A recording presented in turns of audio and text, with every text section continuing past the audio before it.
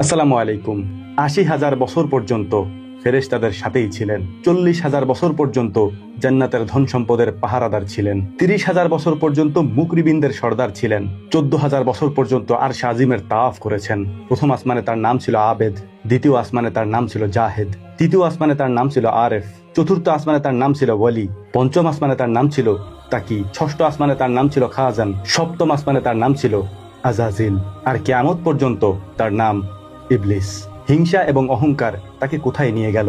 শুধুমাত্র একটি হুকুম অমান্য করার কারণে। তাকে বলা হয়েছিল আদমকে সেজদা করো, তিনি বলেছিলেন আমি আগুনের তৈরি, আমি কেন মাটির তৈরি আদমকে সেজদা করব। তিনি অহংকার প্রদর্শন করেছিলেন, হিংসা করেছিলেন, কেন আমি আদমকে সেজদা করব আগুনের তৈরি হয়ে। বলে রাখা ভালো, ইবলিস বা আজাজিল, আমরা যাকে শয়তান হিসেবে জেনে থাকি, সে নূরের তৈরি না, আগুনের তৈরি। সে এসেছিল জিনদের থেকে। সে অহংকার প্রদর্শন করেছিল, আল্লাহ রাব্বুল আলামিন তার অহংকারকে বরদাস্ত করেননি। তাকে শয়তান বানিয়ে দিয়েছেন, তাকে ইবলিস বানিয়ে দিয়েছেন, তাকে আজাজিল বানিয়ে দিয়েছেন। কিয়ামত পর্যন্ত তার এই অহংকার ক্ষমা হবে না। তাকে ইবলিস হিসেবেই অভিহিত করা হবে এবং মানুষকে সে ধোঁকা দিবে। এই পুরো ঘটনা বলার একটাই কারণ, আল্লাহ রাব্বুল আলামিন বলেছেন অহংকার আমার চাদর। কেউ যখন অহংকার করে সে আমার চাদর ধরে টানাটানি করে। এই পৃথিবীতে আমরা কত কিছুর অহংকার করে থাকি, অহমিকা করে থাকি, হিংসা করে থাকি মানুষের সাথে।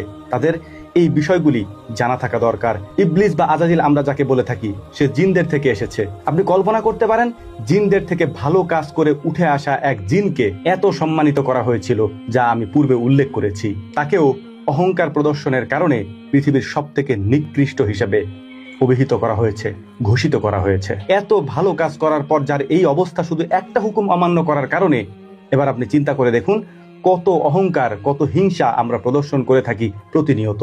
আমাদের কি অবস্থা হবে? আল্লাহ রাব্বুল আলামিন বলেছেন, যার মনের মধ্যে যাররা পরিমাণে হিংসা রয়েছে, অহংকার রয়েছে, সে ব্যক্তি জান্নাতে প্রবেশ করতে পারবে না। কত বড় কথা এটি, আপনি একবার বসে চিন্তা করে দেখবেন। কোন জিনিসের অতিরিক্ত অহংকার করা, কোন জিনিস নিয়ে হিংসা করা, এগুলি আল্লাহ তাআলা পছন্দ করেন না। আল্লাহ বলছেন এটা আমার চাদর। অহংকার আল্লাহ তাআলার চাদর, আপনি এটা নিয়ে টানাটানি করিয়েন না। ৬০-৭০ বছরের এই জীবনে কি করতে পারবেন আপনি অহংকার করে? আজ আছেন, কাল হয়তো নাও থাকতে পারেন। আল্লাহ রাব্বুল আলামিন দুনিয়াতে তার নিয়ামত দিয়ে আমাদেরকে সম্মানিত করেছেন। মুমিন হিসাবে, ভালো মানুষ হিসাবে আমাদের কাজ আল্লাহ রাব্বুল আলামিনের শুকরিয়া আদায় করা, বিনয়ী হওয়া। এই পৃথিবীতে যে মানুষ যত বেশি বিনয়ী, সে তত বেশি জান্নাতের কাছাকাছি। এটা আমার কথা না, রাসূল সাল্লাল্লাহু আলাইহি ওয়াসাল্লাম বলেছেন যে যত বেশি বিনয়ী হবে সে তত বেশি জান্নাতের কাছাকাছি চলে যাবে। বিনয়ী মানুষেরাই জান্নাতে প্রবেশ করবে। রুক্ষ মানুষেরা, অহংকারী মানুষেরা, দাম্ভিকতা দেখানো মানুষেরা, হিংসা করা মানুষেরা জান্নাতে প্রবেশ করতে পারবে না। পরিশেষে একটা কথাই বলবো, আল্লাহ রাব্বুল আলামিন এমন কোন